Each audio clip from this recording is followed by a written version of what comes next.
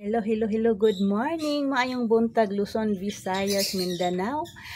Gising na ba mo diha? Tara ngadto ta sa kusina kay magluto ta sa atong tanghalian or almusalan kasi ang oras ay 10. Dali. Agoy basig mahog ko diri ay. Hello mga loves, good morning. Luto tayo ng generatong saging para sa aking almusalan. Nagsawa na ako sa nilaga, so natin prito na lang natin para maiba naman. Kumusta ba ang araw ninyo mga loves? Kumain na ba kayo? Yan, ang oras ay 10. Pero nagpandesal na naman ako kanina. Kaya lang, nakita ko na naman tong saging. Pumasok ako rito sa kusina. Kaya ayan, naisipan kong lutuin. Sabihin na lang natin na ito na lang ang gagawin kong tanghalian.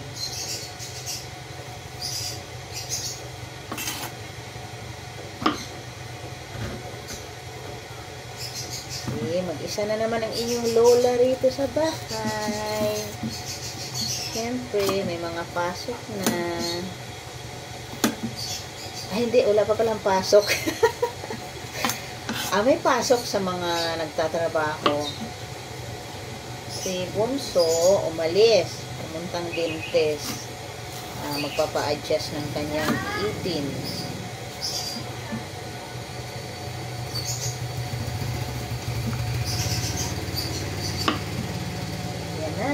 Ready na.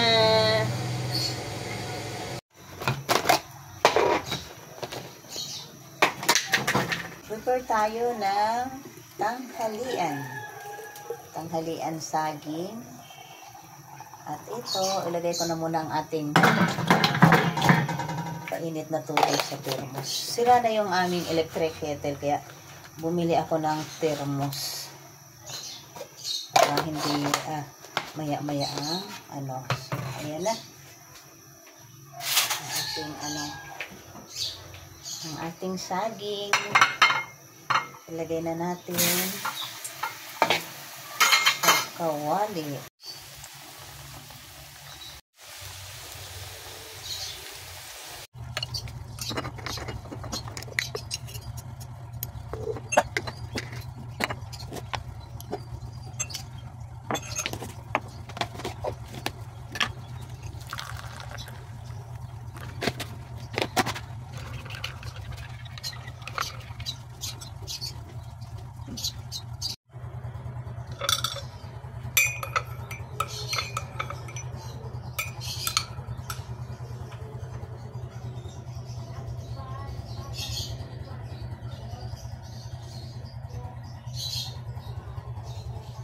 Kain na.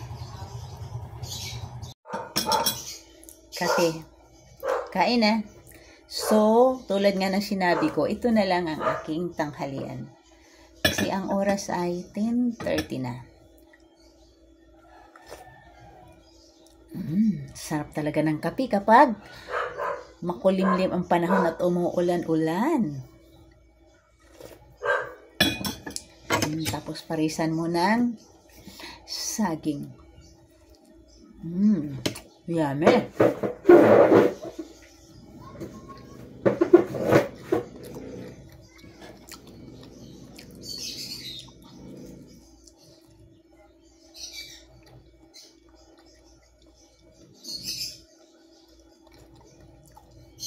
Tapos ganyan may naririnig kang mga ibon.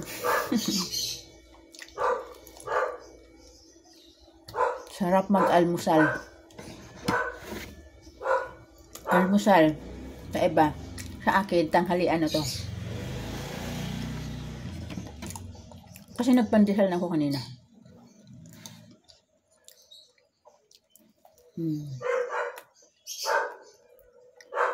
Marami. Ingay ng aso ng kapitbahay ko. yun lang mga langga. Tapusin ko na lang tong aking kape at ang aking saging. Thank you for watching. See you on my next video. Thank you so much. Bye-bye. Magandang umaga.